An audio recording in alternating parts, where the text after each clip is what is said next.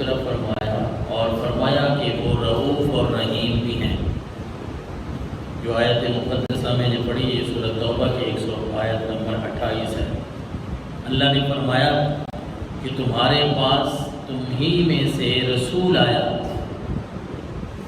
جاءکم میں بیان کیا کہ وہ رسول آیا تمہارے پاس، من انفسکم نسب بھی بیان فرمایا کہ اس کو ہم نے انسانوں میں سے، تمہیں میں سے، تمہارے قوم اور قبیلے میں سے ہم نے اس کو بھیجا۔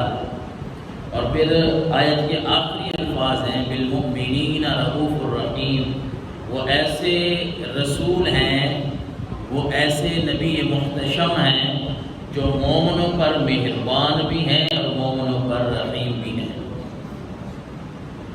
سرکار دو عالم صلی اللہ علیہ وسلم نے ارشاد فرمایا، حدیث مبارکہ ترمذی شریف کی 3532 نمبر میں 3532 حدیث کا نمبر ہے، ہمارے آقا و مولا صلی اللہ علیہ وسلم کو اللہ نے بہترین مخلوق جو اللہ نے پیدا کی ہے نا، اس میں سے بھی بہترین بنایا ہے۔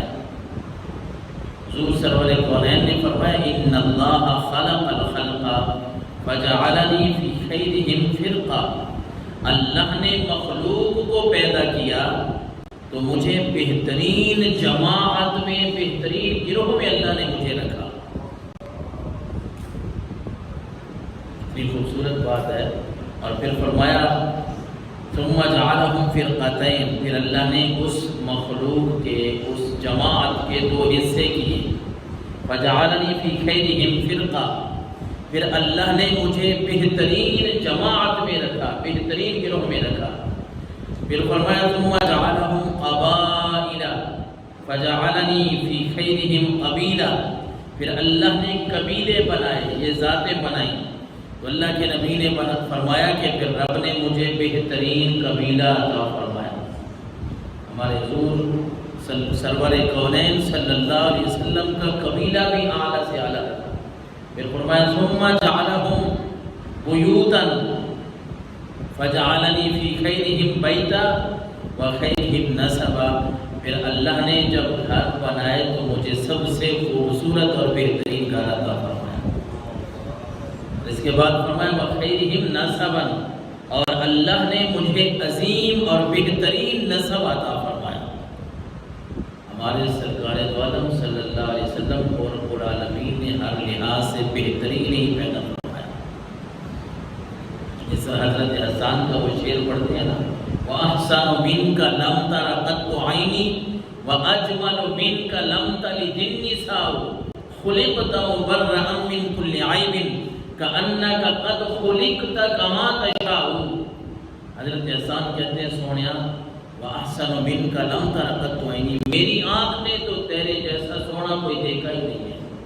کہتے ہیں وَأَجْمَلُ مِنْكَ لَمْ تَلِدِ النِّسَاءُ، بلکہ تجھ جیسا خوبصورت اے رسالت مآب کسی ماں نے اپنے بچے کو جنم ہی نہیں دیا۔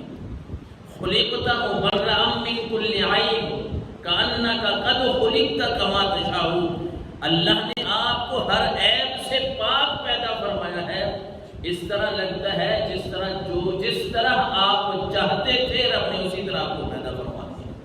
اور اس حدیث مبارکہ کا مفہوم انہوں نے بیان کیا کہ حضور نے فرمایا اللہ نے جب اس مخلوق کو بنایا تو مجھے بہترین گروہ میں رکھا، پھر اللہ نے مجھے بہترین جماعت عطا کی، قبیلے بنائے گئے، ذاتیں بنائی گئیں، اللہ نے گھر بنائے، مجھے قبیلہ بھی رب نے بہترین عطا فرمایا، مجھے گھر بھی بہترین عطا فرمایا اور میرا نسب بھی بہترین اللہ نے رکھا۔